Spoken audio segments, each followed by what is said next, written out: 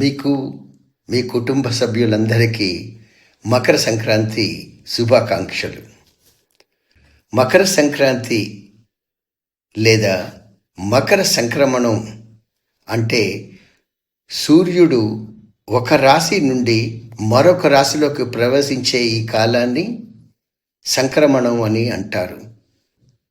ధనుర్మాసం ఇంతవరకు జరిగింది. ధనుర్మాసం నుండి భగవంతుడు ధనుసు రాశి నుండి మకర రాశిలోకి సంక్రమణం వెళ్ళే కాలాన్ని సంక్రమణం అని అంటారు.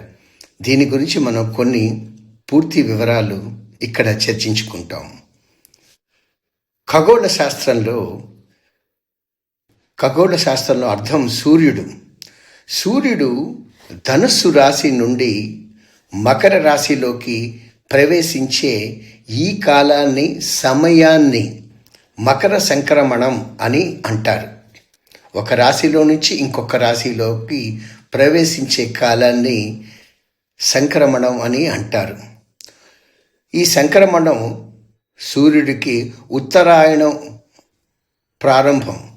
ఉత్తరాయణం అంటే మకర సంక్రమణంతో ఉత్తరాయణ పుణ్యకాలం. ఈ ఉత్తరాయణ పుణ్యకాలం ప్రారంభమవుతుంది. అంటే భగవంతుడు సూర్యుడు ధనుసు రాశి నుంచి మకర రాశిలోకి ప్రవేశించిన కాలాన్ని ఉత్తరాయణం ప్రారంభమవుతుంది. సూర్యుడు ఈ భూమధ్య రేఖకు ఈక్వేటర్ అంటాం. సూర్యుడు ఈ భూమధ్య రేఖకు ఉత్తరం వైపుకు ప్రయాణించడం వల్ల ప్రయాణించడం ప్రారంభిస్తాడు. ఈ సమయాన్ని ప్రాముఖ్యత ఏంటంటే హిందూ ధర్మశాస్త్రాల ప్రకారం ఉత్తరాయణానికి భగవంతుడు ప్రవేశించే కాలాన్ని దేవతలకు పగలుతో సమానం. ఈ సమయం అత్యంత శుభప్రదమైనది. ఉత్తరాయణ పుణ్యకాలం ప్రారంభం అవుతుంది. ఈ శుభప్రదమైనదిగా పరిగణించబడుతుంది. పండుగ, ఈ సంక్రమణం జరిగే సంక్రాంతి పండుగ.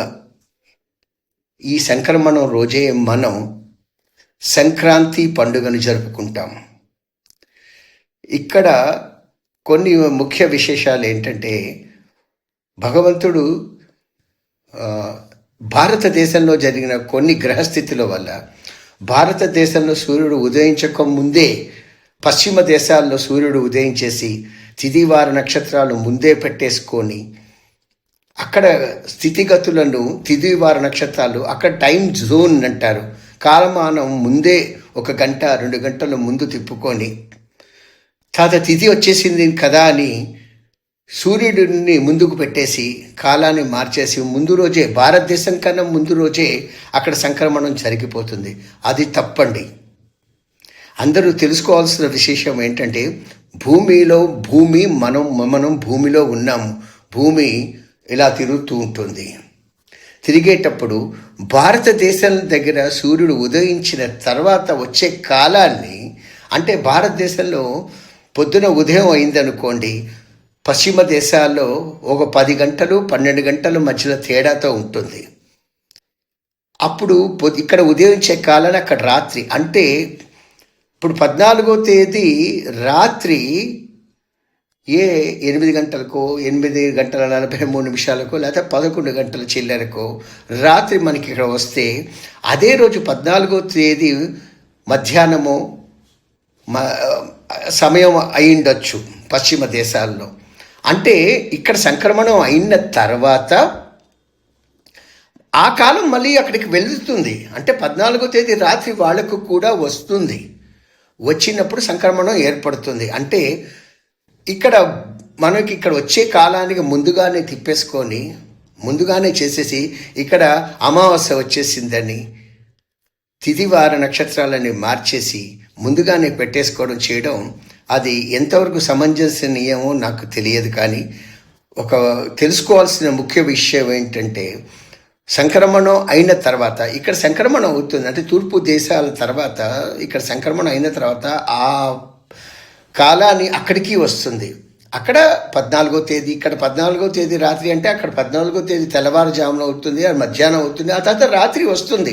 వాళ్ళు కూడా అదే సంక్రమణం జరుగుతుంది కొద్ది గంటలు తేడాతో. ఇక్కడ చేసేస్తారు కదా, మనకు ముందు వచ్చేస్తుంది కదా, తిథులు వార నక్షత్రాలు మారిపోకుండా చూసుకోండి.